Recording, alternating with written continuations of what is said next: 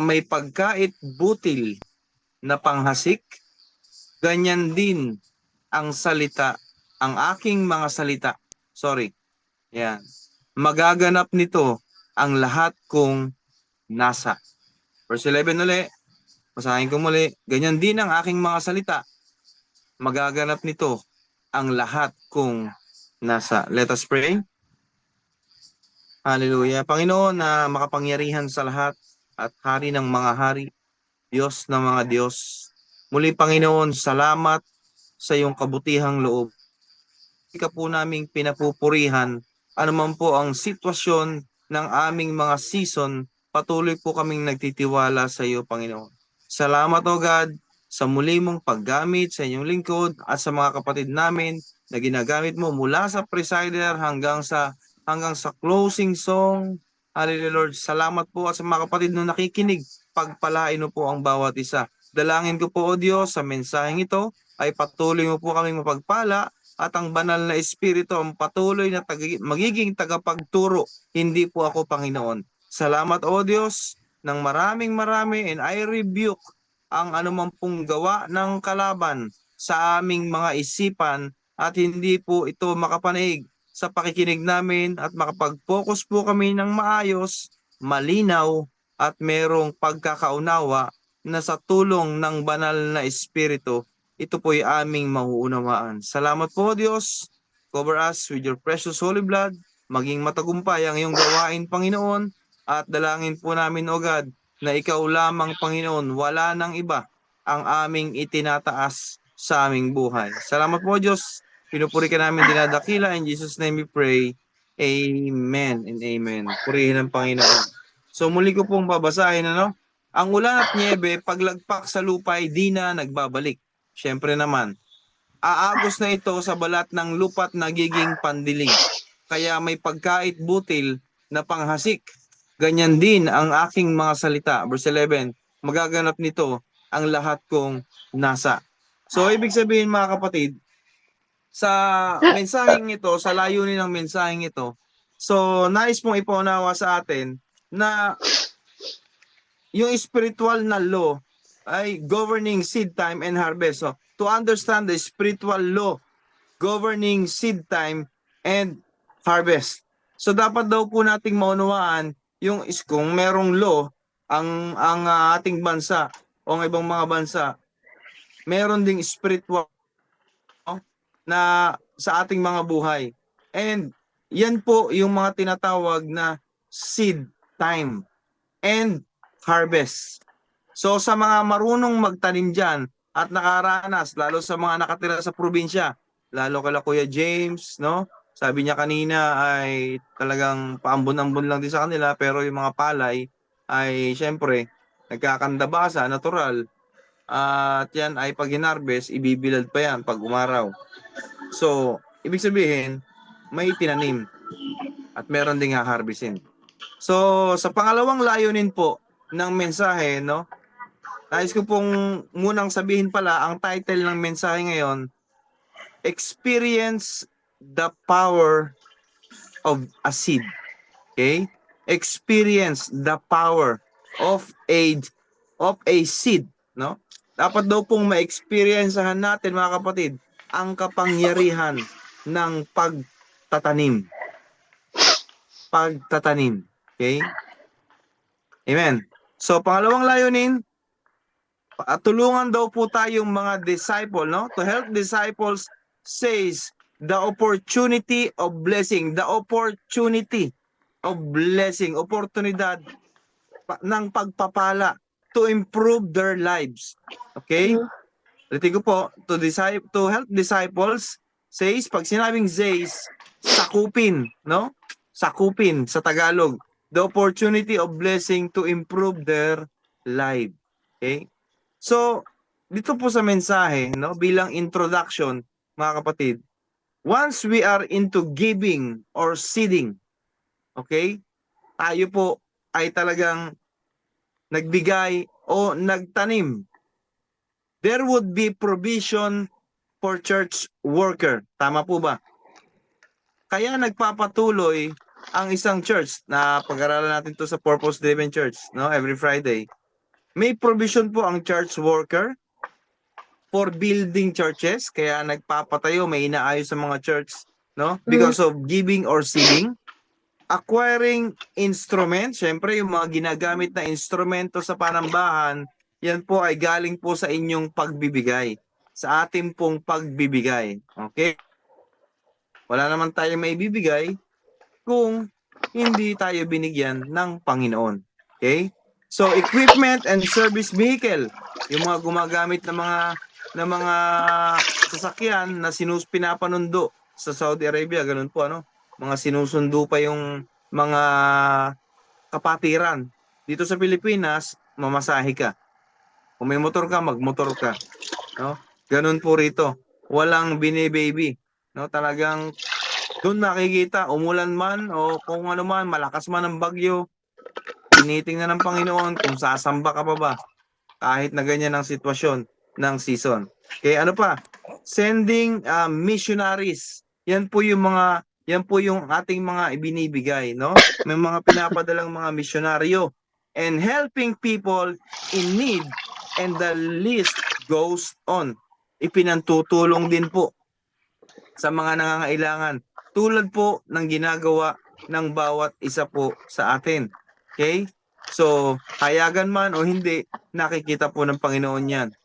And sa mga tumutulong sa bawat isa, meron pong transparency yan. Kung gusto nyo pong makita, pwede pong ilatag sa inyo ni Sister Beverly at si Ate Nori J kung saan po napupunta yung mga itinutulong ng bawat isa. Amen? So, doon po makikita yon, may record po yan. Okay? That's why mga kapatid, sabi rito, the need is great that need great resources too. Yes, may mga pangangailangan tayo. Totoo yan. Pero, syempre, bilang mga anak ng Panginoon, kailangan din nating kumilos. Amen? And that's why I believe it is God's plan. Plano yan ng Panginoon. Amen? For all people of God to prosper, tayong lahat, in order to support God's work. Bakit naman kami, salat ngayon, no? Salat kami ngayon, di nga kami makapagbigay, no? May mga ganyang narinig tayo, no? Meron tayong mga ganyan, hayaan mo na sila lang naman yung mapapipera sila na lang yung magbigay. So mamaya mauunawaan natin kung ano yung kahalagahan, mga kapatid, ng power of a seed. Kung paano tayo nagtatanim. Amen? Sabi nga, mamaya, no? Sabi dito, we should be happy, mga kapatid, when we see our church workers are well off. Natutuwa tayo, mga mahal kong kapatid, kapag nakikita natin yung church, yung mga miyembro ng church na talagang maayos, no?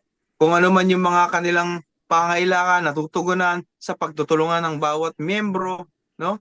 And sabi rito, or when we see our church building is beautiful, ang ganda ng panambahan, bagamat tayo nasa face-to-face, mga kapatid, binabayaran din po itong Zoom ng bawat kapatid, no? Binabayaran din po. Kaya tayo nagpapatuloy dahil po ito sa biyaya ng Panginoon.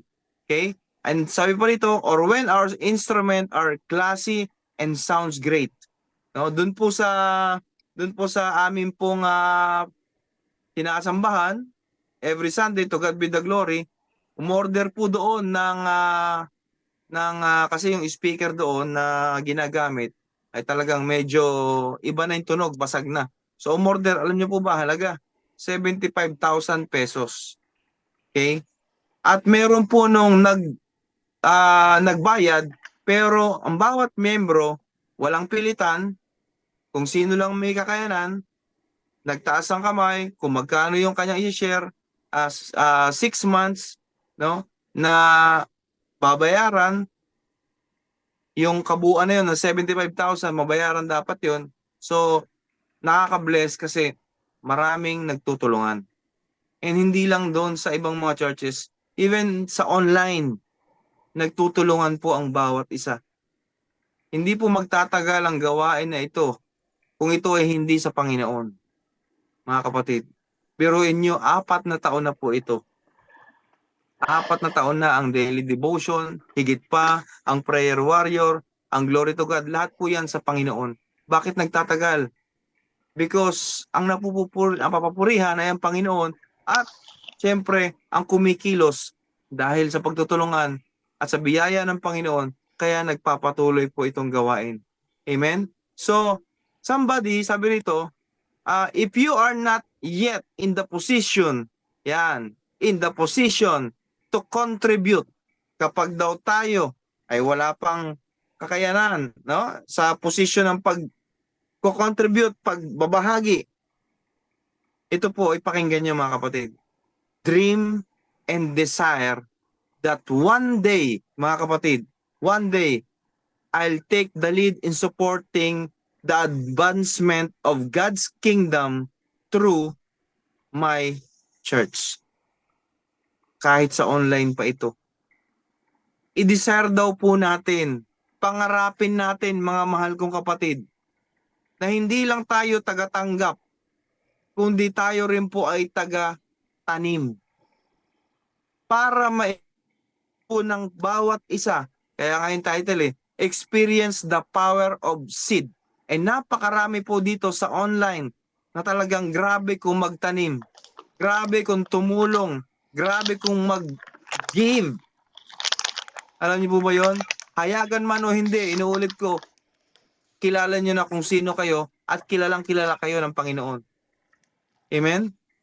So, sabi rito, hallelujah, we also need to understand that the system of support, yung sistema ng pagsusuporta, ito po yung tinatawag na kingdom economics. Brings opportunity for economic blessing and breakthrough for the people of God. Alam niyo po, marami ang natutulungan, lalo sa mga pag-aaral, no, sa mga churches. Alam ni Ate Jane yan, no, may mga programa ang bawat churches na talagang nandoon yung hinuhubog, lalo yung mga bagong mananampalataya. Talagang syempre nagsisimula pa yan Pinifeed pa yan, no? Unti-unti. So may mga budget yan. May mga ginagamit yan. Okay? So dapat nating maunawaan, no, na once na tayo ay nagbigay sa isang gawain ng Panginoon, okay? Lahat po yan ay ginagamit para sa kapurihan ng Panginoon. Bakit naman si Kibuloy? No? Anong ginawa niya? Kaya pala siya yumaman, ganito yung mga perang tao. Kapatid, siya na po ang may siya na po yung may accountability nun. Okay? So, basta tayo mga anak ng Panginoon na talagang ang focus natin is sa purihan ng Panginoon at yun talaga yung nasa puso natin, glory to God. Glory to God. Amen? Glory to God. Dahil magpapatuloy yun, basta maging tapat lang po tayo. No? Ano man ang ating ipinagkakaloob, no? Ano man ang ibinibigay ng Panginoon at kinakaloob natin sa gawain ng Panginoon, purihin ng Diyos. Amen? So, we should always consider, kapatid, dapat daw ikino-consider natin, no? A divine privilege, no? To partake of the advancement of God's kingdom through giving. Pagdating sa giving, mga kapatid, talagang marami ang hirap. Marami ang hirap na hirap. Ulitin ko po, si Manny Pacquiao, boksingero. Okay? Boksingero. Laging nakatikom ang niyan siyempre boksingero. May gloves yan Pero bukas po yung kanyang puso sa pagbibigay. Kaya siya bine-bless ng Panginoon. Amen? Kaya mga kapatid, the secret of blessing is giving. Hindi lang po pera. Pati po counseling, spiritual na pagbabahagi, that is a blessing mga kapatid. Amen? Kung wala kang maibigay, pero punong-puno ka na talagang anointing ng pagkapala ng Panginoon, share mo. Alam niyo po kagabi, mga kapatid, naikwento ko po ito kay Nanay Andrea. Kagabi po ay nasa Marikina po ako. Doon po sa pinsa namin na pinagpala at may asawa po siya. May asawa po siya. Talagang may business sila.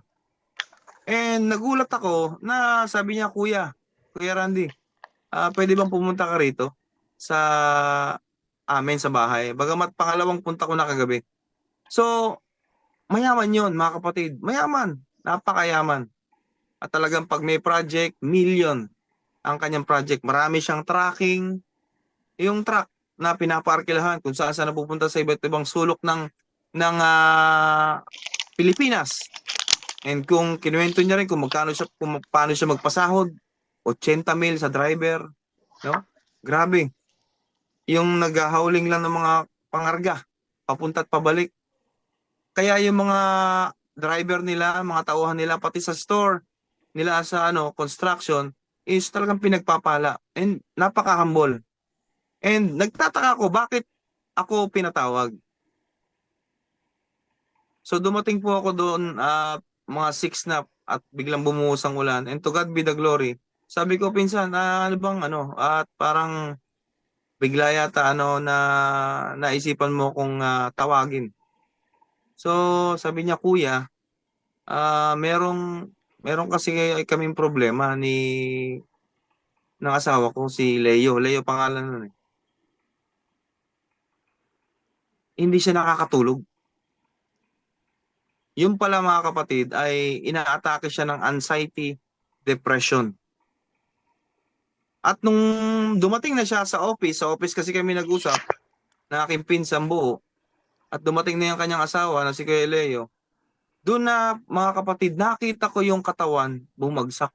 Parang si Doc Willie Ong. Ganun. And sabi ko sa kanya, Kuya, kamusta? Ano nangyari? Yun nga, kinuwento niya na hirap siyang makatulog. Alam niyo kung bakit mga kapatid? Sa dami ng kanilang project at sa mga stress din niya sa mga ibang tauhan, halo-halo na po mga kapatid ang kanyang nararamdaman. At sa bibig niya mismo, na siya'y pinagpala, sinabi niya na wala rin palang kwenta ang pera. Sabi niya, napakayaman na nun. Sabi niya kagabi. Sabi niya, walang kwenta ang pera. Yung kumilala tayo sa Panginoon, yun ang kailangan. Yun ang sabi niya. Ganun ang boses niya eh. Malata. And habang sa pag-uusap namin, to make the story short, pinag-pray po namin siya. Habang pinagpe-pray namin, tumutulo yung luha niya. Sinasabi niya sa Panginoon, salamat. May kulang. Sa dami-dami at sobrang pagkabisi niya, nilang mag-asawa, nakalimutan na nilang sumamba sa Panginoon. Yes, pinagpala. And dati may Bible study pala sila at may pastor na pumupunta doon. Kaya lang, iba yung pakiramdam ng pinsan ko na puro pakabig yung pastor na yun. Nakakalungkot. Kaya tinigil nila. Sabi ko, insan, mas maganda siguro na kung hindi naman kayo makasimba, ay pwede naman mag-conduct ng Bible study rito. Sa inyong pati mga tauhan nyo ay makatanggap. And I believe may gagawin ng Panginoon. Pinababalik pa po ako noon, Now, bakit ko po na ikukwento ito mga kapatid? Mabait sila. Nagbabahagi sila. Pero kailangan din mga kapatid na yung spiritual na seed na ating pong napapakinggan, yun po dapat ang lagi nating pinagpupukusan at pinapalago. Marami silang pera, pero sabi ng aking bayaw, hindi na siya masaya. See? Hindi na siya masaya. Gusto niya na lang tumira sa gitna ng bukid na may kubo at kumakain sa parang pinggan ng saging, dahon ng saging. Yun na lang, gusto niya maging simple. Pero 4th floor ang bahay noon sa Marikina. See? Yung pinapangarap natin na ganun, siya naman, hindi niya pinapangarap na maging ganun na. Iba naman yung kanya, simple na lang. Kasi nararamdaman niya na walang saysay ang pera kapag tinamaan ka na ng matinding sakit. Sabi ko sa kanya, kuya, ah, nawa, tulungan ka ng Panginoon na makalaya ka sa kulungan ng anxiety depression. And I believe, patutulugin ka ng Panginoon. Pagpapahingahin ka ng Panginoon, yung isip mo, wala kang iinuming gamot, kundi mag-pray tayo. Isama nyo rin sa panalangin. No? Si Kuya Leo. Amen? Now, ang sabi rito, we cannot take anything with us when we die. Totoo naman. Wala tayong madadala. But we can send or save something through kingdom investment. Amen? Salat man tayo, konti man ang ating kinikita, pero pwede pa rin po tayong mag-invest through kingdom investment, mga kapatid. Amen? Ang sabi po ng Mark 8:35, for whoever desires to save his life will lose it. But whoever lose his life for my sake and the gospels will save it. Basahin po natin sa Tagalog. Maganda rin po ito sa Tagalog, ano? Ang sabi po diyan, ang naghahangad na magligtas ng kanyang buhay ay siyang mawawalan nito. Ngunit ang mag-alay ng kanyang buhay alang-alang sa akin, mag-alay alang-alang sa Panginoon at sa mabuting balita ay siyang magkakamit niyon. Tanong, bakit kaya nasabi nung Kuya Leo kagabi na sabi niya pa nung huli, kailangan talaga spiritual ang pinalalakas. Di na nga nila hindi na nila makuhang mamasyal. Ang ganda-ganda ng mga sasakyan nila.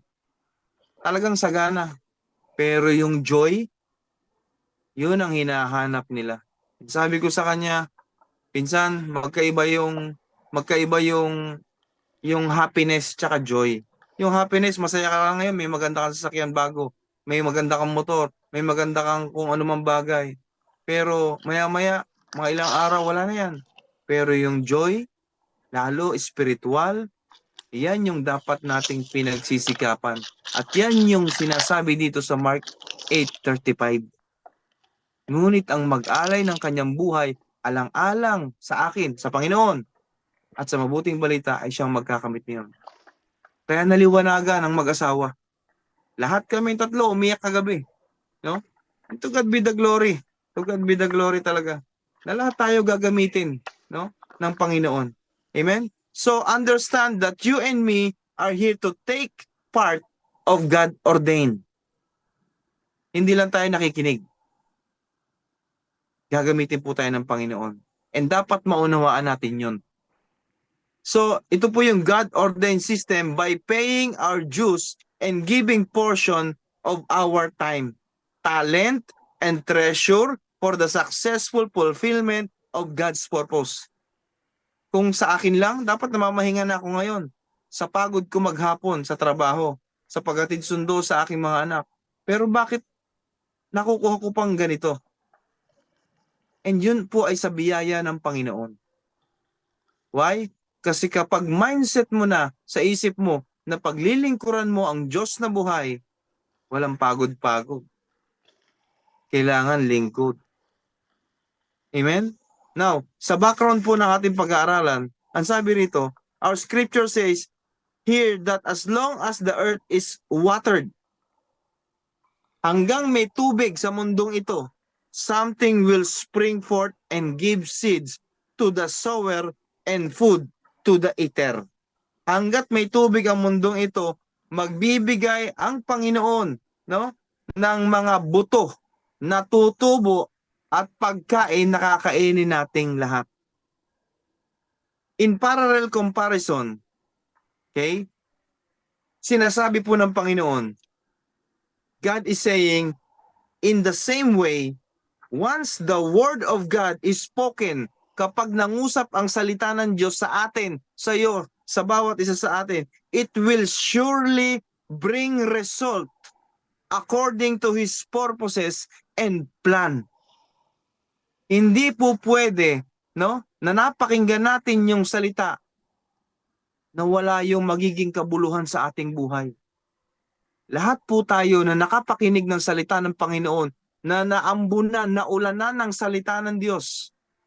Ipinaano ko lang po sa ulan, no? Pero ang ibig sabihin, no, yung tayo po ay nabigyan ng salita ng Panginoon, nakarinig, tumubo sa puso natin, kaya tayo naglilingkod ngayon. Kaya tayo ginagamit ng Panginoon ngayon. And lahat po tayo, tandaan po natin, galing po tayo sa lupa. Galing po tayo sa lupa. Saan ba tumutubo ang mga halaman, ng mga puno? Di ba sa lupa?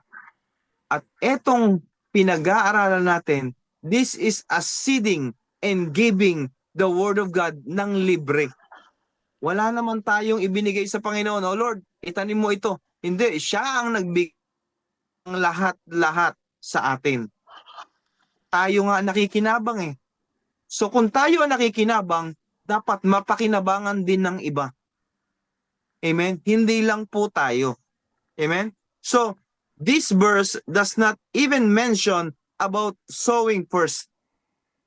Rather, it says, the rain falls, no, yung Isaiah 55:10, the rain falls to the ground, and the ground brings seed to the sower and food to the eater. Bumagsak ang ulan, okay? Tumubo, may buto. At yung nag-harvest, yung sower, yung nagtanim, meron na siyang mga. Amen? So, there are natural seeds already in the ground awaiting for the water to come, and they will grow. Pansinin niyo po, pumitas kayo ng hindi na lang buto. Ang sasabihin ko mga kapatid, pumitas kayo ng talbos ng kamote. Okay? Talbos ng kamote. Ginawa namin yan nung nasa Bisaya kami sa Leyte. Sabi ko, ba't ang dami sa sako ng talbos ng kamote? Anong gagawin natin dito? Sabi ko sa lola ko, tatanim natin yan doon sa Ilawod, sa taniman namin doon. So, tinanim namin, tusok-tusok lang ng talbos. Tusok-tusok lang mga kapatid. Walang buto yun. Pero dumating ang isang buwan, mahigit, lumago yung talbusan, and hindi lang panggulay ang aming naani, meron pang kasamang kamote. See? Kung ano po yung itinanim natin, dodoblehin ng Panginoon yan. May talbos ka na, may kamote ka pa. Ano pang irereklamo natin sa Panginoon? And once na ikaw ay nagpapagamit sa Panginoon, hindi ka pagkukulangin ng Diyos. Tandaan mo yan, kapatid.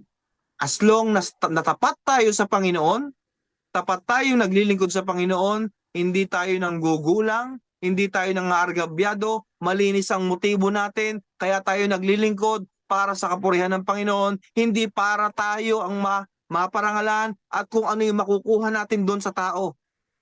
Hindi dapat ganun. Okay? Christians, naglilingkod tayo to glorify God. Amen? Yes, lahat tayo. Lahat tayo, even ako, nagkukulang, kinakapos. Pero purihin ng Diyos, never nagkulang ang Panginoon. Lahat tayo makakaahon din. Sinusubok lang tayo ng panahon. Amen? So ang importante, nagpapatuloy po tayong lahat. Amen? So, sabi rito, how much more? Yan. Kung yun pong ating mga seed na itinatanim sa ground, no? Na nadidiligan ng tubig, no? At lumalago, how much more if we take time to sow something, then we could expect something to be harvest in the future. Ano po yung tinutukoy dito?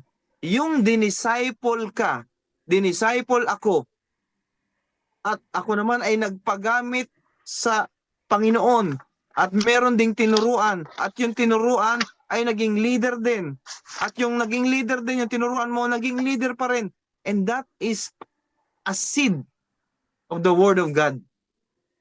Kaya hanggang ngayon, yung 12 disciple ng Panginoong Hesukristo, hanggang ngayon, dumadaloy po sa atin at sa ating mga darating pang henerasyon, sa ating mga anak. Basta magpatuloy lang, magsipag lang, mamatay man tayo sa mundong ito, mawala man tayo ng hininga, nagpapatuloy ang salita ng Panginoon because naging tapat tayo at nagpagamit tayo habang tayo binibigyan ng buhay ng Panginoon.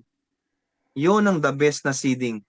So let us remember, mga kapatid, let us remember the famous proverb o yung kawikaan, no? Sa lawikaan, okay? Sabi ron, ano sabi doon? Pag may itinanim, may aanihin. Okay, basahin ko po ng buo sa Galatians chapter 6, verse 7. Napakaganda po nito no? Talagang tunay, no? Sa Bible ay, yan, sabi dito, huwag ninyong linlangin ang inyong sarili. Ang Diyos ay di madadaya ni numan. Kung ano ang inihasik ng tao, yun din ang kanyang aanihin. So anong itatanim natin, mga mahal kong kapatid? Kasamaan ba? Paninira ba sa kapwa? Or kung ano man? O magtanim tayo ng salita ng Panginoon sa iba para sila din ay umusbong, gamitin ang kanilang buhay para sa Panginoon? Yun ang maganda. At yun ang maganda talagang itanim sa bawat isa sa atin at sa iba pa. So we should have this kind of mindset, kapatid. No? Na dapat ang itinatanim natin ay Word of God sa ibang tao. And as one involved in farming, no, yung mga nagpa-farming dyan, I have experienced this truth and sometimes this make me wonder. So why in the world does the tares or wild grass keeps on growing even when no one is planting it? Bakit ba may mga damo, may mga matitinik, kahit na wala namang nagtatanim nun? Pusa na lang tumutubo. Pansin nyo, may mga damo-damo, no? May mga tumutubo ng mga matitinik, no? Especially during rainy season. Ngayon, tag-ulan. Ang daming tumutubo niyan, no? So, sabi rito, the grass in the field feeds the animals and they don't have problems about what they should eat. Oo nga naman. Kaya may mga dabo na tumutubo kahit wala naman silang seed, busa lang tumutubo sa lupa. Ang purpose nun is para sa pagkain ng mga hayop, ng mga kambing, mga baka, no? May purpose. But most farmers are having problem on these weeds and they spend much time and money clearing the farm of this obstacle so they could plant food products. Problema naman ito. Yes, maganda may damo, nakakain ng baka, ng kambing, pero problema ito, mga kapatid, sa farmer. Kasi kailangan itong padaanan sa mga, yung sa kalabaw, tapos meron pang araro para mawala yung mga damo-damo na yan, mamatay. No? Yun na, yung mga makina na. No? Sabi ni Kuya James kanina, habang di pa nag-uumpisa, may makina na palang ginagamit. Okay? So para mapadali. Sabi rito, we understand that tares or bad weeds o yung masamang damo, kapatid, and thorns are the coarse, no? Coarse sumpa on the ground. Although the Lord has taken care of the curse of the cross, we still need to exert efforts to be able to sow good seed. Kahit sa mundong ibabaw na ito, maraming masasamang damo. Direktahin na natin. Dahil tayo, ganun din dati. Masasamang espiritu. Amen? Na ngayon, binabago na tayo ng Panginoon unti-unti. Kaya, nagiging good seeds na po tayo. Now, sabi sa Genesis 3:17. Okay? Genesis 3:17. Ang sabi po dyan sa Tagalog, ayan. Genesis 3:17, 18, and 19. Hinarap naman ng Diyos si Adan at ganito ang sinabi, pagkat nakinig ka sa asawang hirang ng iyong kainin yaong bungang bawal, no? Nakinig siya kay Eva. Sa nangyaring ito, ang lupang tanimay aking susumpain magpakailanman. Ang lupang ito para pag-anihan, pagpapawisan mo habang nabubuhay. So yun yung consequences nung pagkain nila, no, doon sa ipinagbabawal na bunga. Pagpapawisan. Kaya pala talagang tayo mga tao, no, ay talagang nakakaranas ng mga pagbabanat ng buto, no, para lang kumita, no? Sabi ni Ate Cristita kanina, pumasok na siya sa tindahan ng mga tiyangge, ng ukay-ukay, sorry, no? Para siyempre dagdag kita, no? So, iba-iba tayo, no? Yung iba may mga sideline pa, pinagpapawisan. 18, mga damot tinik ang iyong aanihin. Yan ang sabi ng Bible. Halaman sa gubat ang iyong kakanin. 19, upang pag-anihan ang iyong bukirin, magpakahirap ka hanggang sa malibing. Yamang sa alabok, doon ka nang galing, sa lupang alabok ay babalik ka rin. Yan, So tayong lahat mga kapatid, galing mo yan. wala talaga tayong pwedeng ipagmalaki sa harapan ng Panginoon. Pare-parehas po tayong babalik sa alabok. Amen? Now, meron pong 3 points dito at may iksi lang po ito. Amen? So sabi rito, how can we experience the power of a seed? Paano daw natin mararanasan ang kapangyarihan ng isang binhi? Number 1, ito po ang sinasabi sa first point, find a good fertile ground. Find a good and fertile ground. Fertile. Pag sinabing fertile mga kapatid, sabi rito, humanap ng maganda at matabang lupa. Okay, fertile. Kasi pag matabang lupa, maganda siya. Pag tinaniman mo yan, talagang grabe ang bunga niyan. Now, ang sabi po ng Mark 4:8, Mark chapter 4 verse 8. Ayan. At laglag sa matabang lupa. At ito'y tumubo, lumago, at nag-uhay na mainam. May uhay na tig-30, tig-60 at tig-100 ang butil. See? Napakarami. Why? Bakit ganun ang dami ng bunga nila? No? Kumpol-kumpol, napakarami. Because nalaglag sa matabang lupa. Lahat tayo rito, kaya tayo nandito, nalaglagan po tayo ng binhi ng salita ng Panginoon. At yung matabang lupa na yon, yan po yung ating puso na tinataniman ng salita ng Panginoon para tayo naman po yung magamit. So what is a good fertile ground? Ano ba itong matabang lupa na ito? Oh? Ang sabi rito, it is a suitable ground. Ibig sabihin ng suitable mga kapatid, sa Tagalog, ito po yung angkop o yung nababagay. Sakto, ibig sabihin. Panalo tayo rito pag matabang lupa. Sabi ng mga farmer, this is a suitable ground for sowing your seed where you could expect a bountiful harvest. Pag sinabing bountiful, ito po'y masagana. Talagang sobra nananagana. Amen? So, your church is a good and fertile ground. And this online is a fertile ground, mga kapatid. Fertile ground ang online na ito. Pinagpapala ang online gawain na ito ng Panginoon. Amen?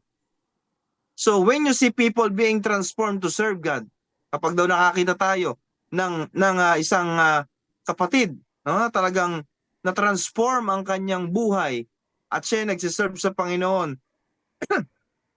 you see a people being empowered to become leaders for God's kingdom. When you see lives being improved and growth is an inevitable consequence of its effort, then the church is a very good and fertile ground. Kapag nakita daw na maraming lumalago, maraming nagpapagamit, nagiging leader ng isang church, and that is a good ground, kapatid. Pero kung isang panambahan ng isang church ay wala, puro kayo-kayo lang, wala nang iba, hindi na lumago, hindi na nagkakapag-share sa iba, no? Kapatid, magtanong-tanong tayo, no? Tayo-tayo na lang ba? Wala bang iba? Wala bang may invite? No? And purihin ng Panginoon. To God be the glory. At may mabubuo pong men's ministry sa kapurihan ng Panginoon. At mag-start po ito sa September 30, ano? Monday. At purpose-driven life po ang starting po namin doon.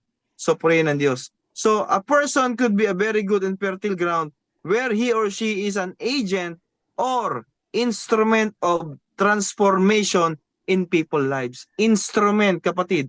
Wag nating kakalimutan na instrumento tayo, no? Habang tayo lumalalim, nagiging marunong tayo sa Bible, tandaan natin, wag nating aalisin, instrumento lang tayo ng Diyos. Amen? So, an effective and productive leader is a fertile ground. Kapag productive ang isang mananampalataya at sumusunod talaga sa kalooban ng Panginoon, kapatid, natanim siya sa fertile ground. So, a good project that would bring fruit for God's greater glory is a very good and fertile sowing ground. Pansinin nyo, bakit yung iba umaalis sa church? Bakit yung iba, pag nasabihan lang ng pastor or kung sino man ng mga leaders, ni-rebuke, wala na, hindi na-attend. So, ibang lupa. Hindi matabang lupa ang meron sa kanya. Ayaw niyang tumanggap ng pagkakamali. Amen? So, marami pong ganyan. Amen? So, implication, don't miss your opportunity by not sowing. Kailangan po habang tayo tumatagal, tayo pong mga born-again Christian, dapat po ay nagtatanim din tayo sa iba. No? We are the sower. No? Don't waste your seed on unproductive ground. Don't waste your seed on unproductive ground. Huwag nating sayangin doon sa mga ayaw. Ibigay natin doon sa matabang lupa. Sa handang sumunod, handang magpaturo, handang lumago sa biyaya ng Panginoon. Yun yung matabang lupa na yun. Number 2, no?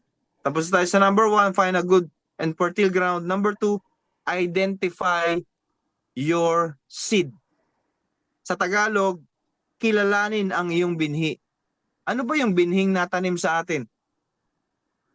No? Kaya minsan nakakaranas yung iba, bakit ganun sa ganito ganyan? Bakit sa ibang grupo ganito ganyan? Parang iba, no?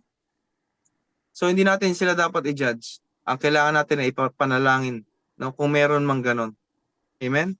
Ang sabi ng Galatians 6:7, do not be deceived. God is not mocked. Yun ito yung binasa natin kanina. For whatever a man sow, that he will also reap. So in sowing po, sa pagtatanim, name your seed by identifying you need to earnest desire. Confess it, no? Humingi tayo ng tawad. Totoong kapatawaran, no? Wag lang yung humingi nga tayo ng kapatawaran pero balik na naman uli sa dati. So, confess it before the Lord and give Him praise. Let the church or the person pray and declare harvest for your seed. Napakahalaga po nun mga kapatid, lalo yung mga bago, na tayo po na matatagal na ipanalangin natin yung mga bago pa lang. Pag-pray natin sila na sila rin ay magamit ng Panginoon.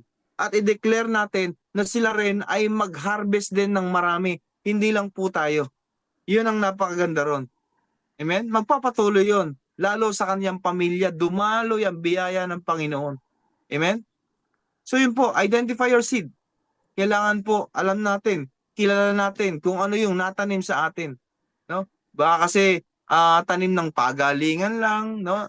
Marunong nga tayo sa salita ng Panginoon pero head knowledge lang pala, no? So ingat pa rin tayo mga kapatid. Kilalanin po natin.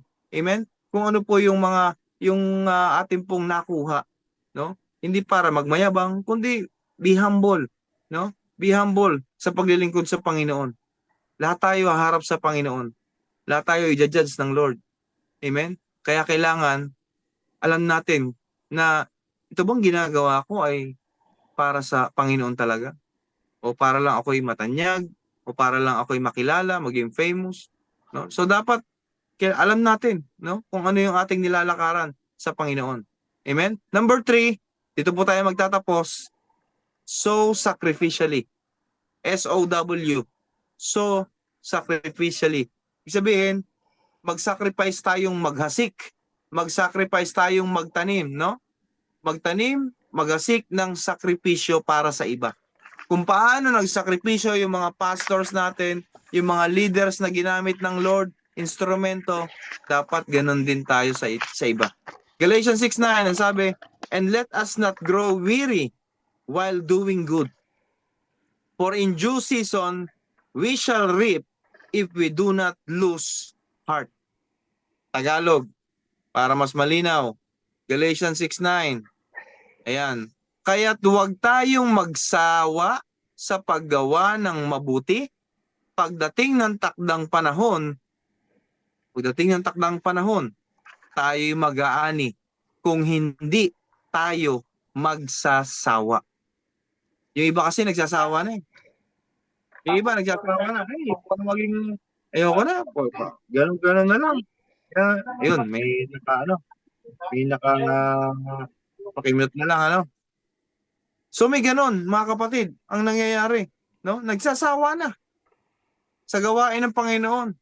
Puro na lang si ganito, puro na lang si ganyan, no? Wala bang iba? So, patuloy lang po tayo. Kaya nga sabi, huwag tayong titingin sa tao eh. Tumingin tayo sa lumikha sa tao, sa lumikha ng lahat. So we should always remember, needs are unending. Hindi natatapos ang ating pangangailangan habang tayo nabubuhay. So the church has many needs. You have countless needs. People around you have needs. Lahat may needs. Lahat tayo may needs. No? So however, mga kapatid, pakinggan niyo po ito. This is the test of faith.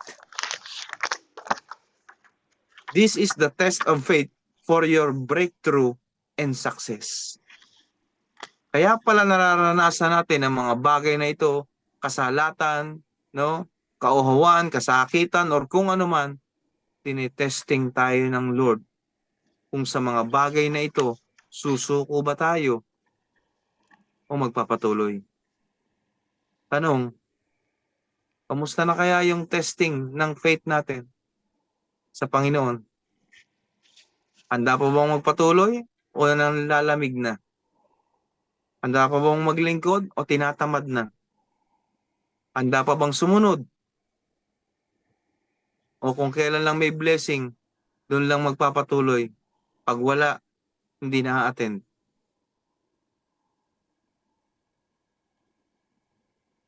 So the word says, kapatid, if you give, you are the one to lose. Yun ang sabi ng mundo. Kapag nagbigay ka, talo ka. Yun ang mundo. Ba't mo bibigyan yan? Kaano-ano mo ba yan? Yan. But God's word says, give, and it will be given to you. Good measure, pressed down, shaken together, and running over will be put into your bosom. For with the same measure that you use, it will be measured back to you. Alam niyo yung takalan? Takalan, yung lata na takalan, no? Kaya nga tinawag na siksik, liglig at umaapaw eh. Kasi pag tinatakal mo yung bigas, tinakal mo, kala mo punong-puno na yun. Hindi. Ganunin mo pa, taktakin mo pa. Siksikin mo, no? Kung ano yung iyong ginagawa na ganoon, na talagang sinisiksik mo yung paglilingkod mo sa Panginoon, talaga ibabalik yon ng Panginoong Diyos, mga kapatid. Ganon katindi, mas lalo ang balik ng Panginoon. So God tries our motives and obedience. Ito na po yung sinasabi ko kanina. Tinatry ng Panginoon sa buhay ng bawat isa. Bakit ba naglilingkod? Para lang ba sa pagpapala? Ano yung motibo ng bawat isa sa atin? Bakit tayo dumadalo? Para lang ba may makuha? Nag-aantay lang ba tayo ng blessing? So anong motibo natin? Amen?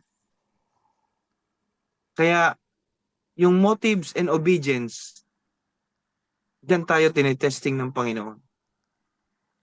Ayoko na, may problema na ako, di na ako attend. Pero pag may pagpapala, attend. Okay? So hindi dapat ganon. Implication, remember, you are not just giving to your church or to God's servant, no? Sa mga pastors, no? Leaders, but you are first of all giving to God. Ulitin ko po, remember, tandaan natin, you are not just giving to our church or to God's servants, but you are first of all giving to God. Yung buhay mo, yung buhay ko, yung buhay nating lahat, ito yung tunay na alay na dapat nating ipagkaloob sa Panginoon. Hindi lang po yung material. Amen? And bilang konklusyon sa mensaheng ito mga kapatid, no, na ang title ay How Can We Experience the Power of Seed? Ang sabi po ng Genesis 8:22, while the earth remains, seed time and harvest, cold and heat, winter and summer, and day and night shall not cease. Pag sinabing cease sa Tagalog, huminto. Amen? So, purihin ang Panginoon. Nais ko pong basahin sa inyo sa Tagalog para mas lalo po nating maunawaan bilang pagtatapos. Genesis 8:22. Ayan.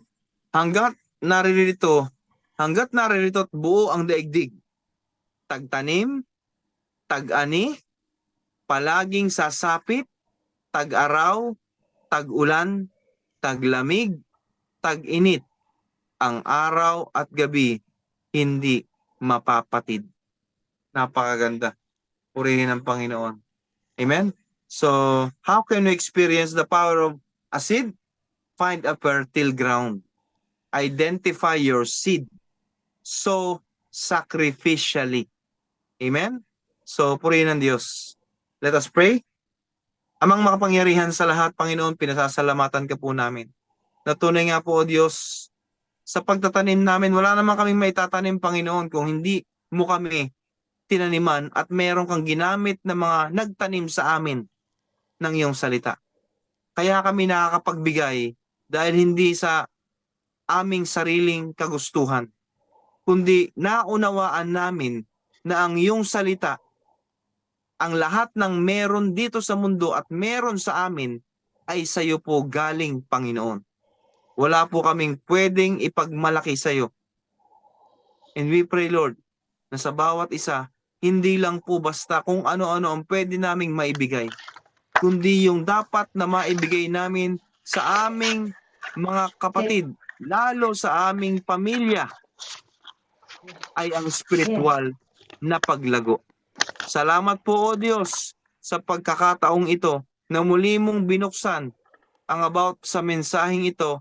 And we pray, Lord, na sa paghihiwa-hiwalay namin mamaya, baon-baon namin, Panginoon, ang aming mga natutunan about sa giving and seeding. Thank you, Lord, dahil ang sabi mo sa Bible, sa Galatians 6:7, kung ano ang itinanim, ay siya po naming aanihin. Salamat po ng maraming Panginoon, sa wisdom, knowledge, and understanding. To you all the glory and honor. In Jesus' name we pray. Amen.